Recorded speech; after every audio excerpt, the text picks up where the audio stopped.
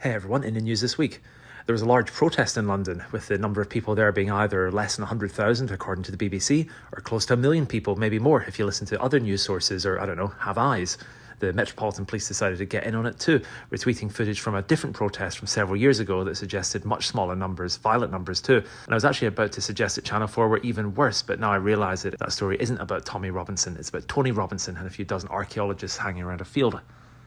Anyway, elsewhere, Peter Mandelson was forced to resign as US ambassador, and after 20 years of constant scandals, he's now only one resignation stamp away from getting his card filled in and getting a free meal deal. This time it was his close connections with Jeffrey Epstein who'd done him in, Epstein being someone he described as, quote, his best pal.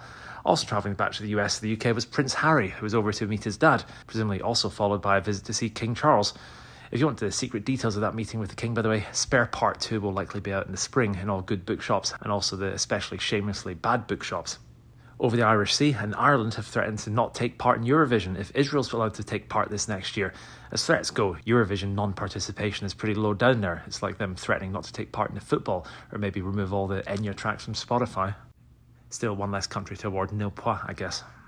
And finally, in depressing news, US influencer Charlie Kirk was assassinated by a left-wing nutjob who was dating a male-to-female transgender person and who had apparently spent a lot of time carving anti-Trump messages onto all of his weaponry. Cue, of course, the media claiming that he was a right-wing extremist, although given that they also claim it's impossible to tell the difference between a man and a woman, this is probably to be expected.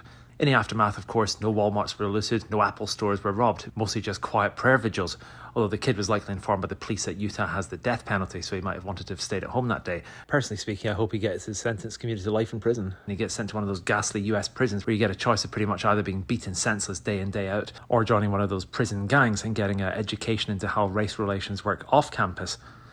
Anyway, see you next week. If you like these clips, subscribe.